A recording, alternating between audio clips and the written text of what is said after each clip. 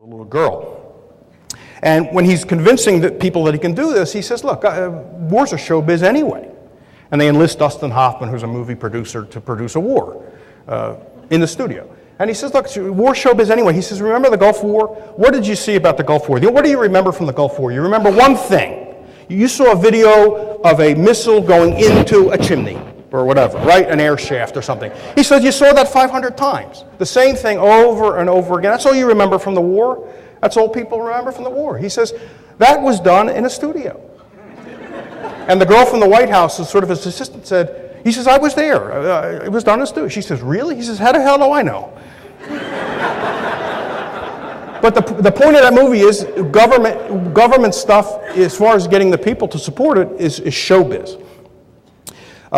And so it's not nearly as competent and well-oiled, and this is an understatement, as we're led to believe. And if you want proof of this, I can recommend two books to you, which are wonderful books. Paul Fussel's Wartime, which is about World War II, and his book about World War I, The Great War and Modern Memory. Now, Fussell gave a talk a couple years ago at the Mises Institute, and you can find it online. It's an MP3, you can put it on your iPod.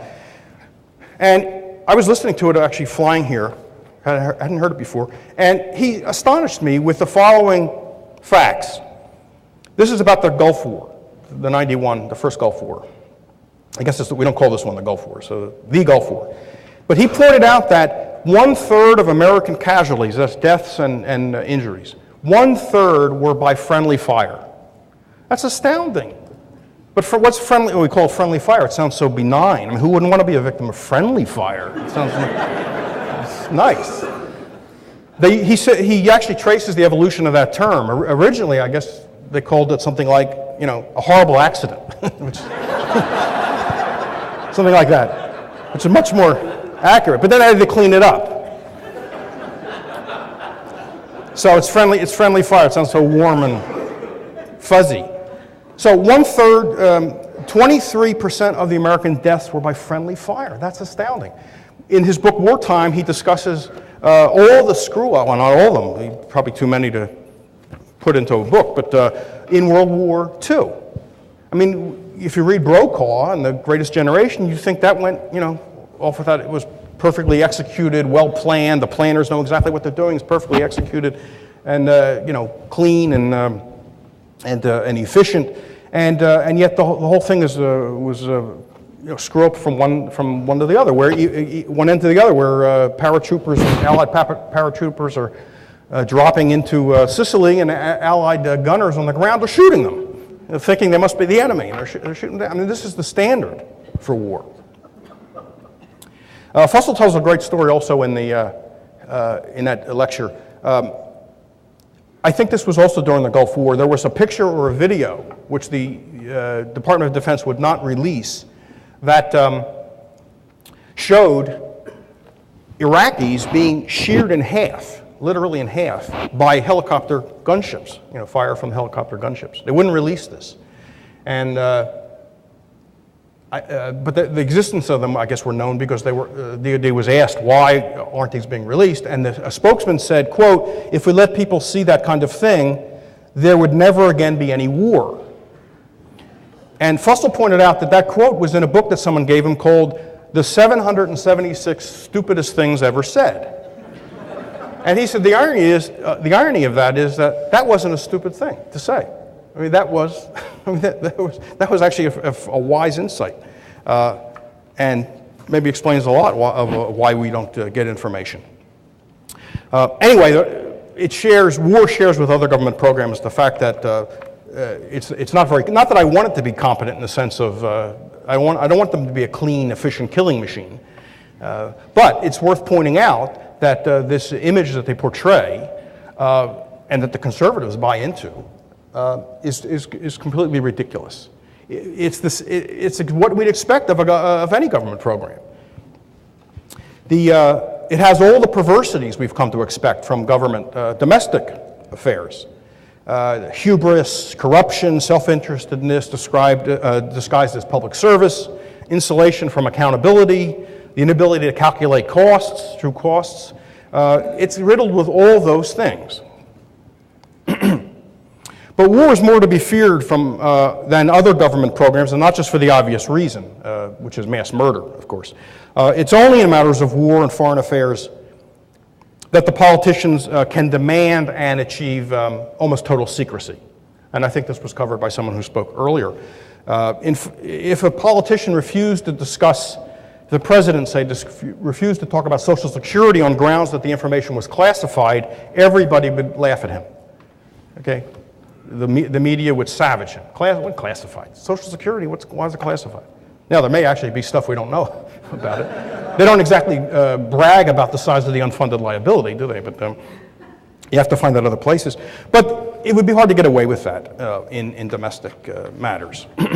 But in war, it's routine, and there's a surface plausibility. I mean, most people will buy it. Of course, they can't talk about all the stuff that's going on.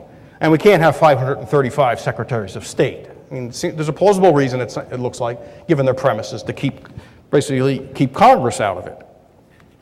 But of course, this provides them ever more scope for the horrors, because they have so much privacy. Presidents have so much privacy in this area.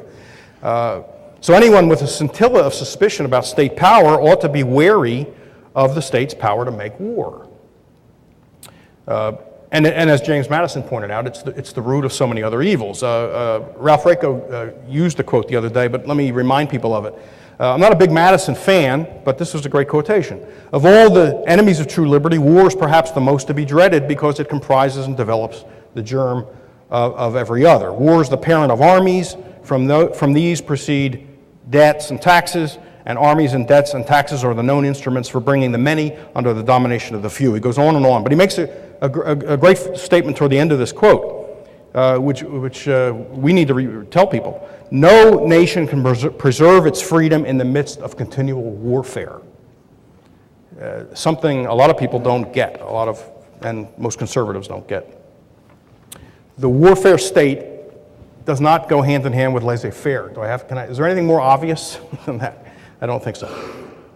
Now, it's maintained by conservatives and others that these concerns may be relevant to other countries, but not to the United States. And here's where the American exceptionalism comes into full force. We have sort of a blessing and a curse as libertarians in this country that other countries don't have. The founding of the country, the Jeffersonianism, the Lockeanism, the Declaration of Independence, are truly noble. I mean, those are our ideals, and they are important. And in that sense, the United States was exceptional. The fact that it had such a founding document and such a founding inspiration.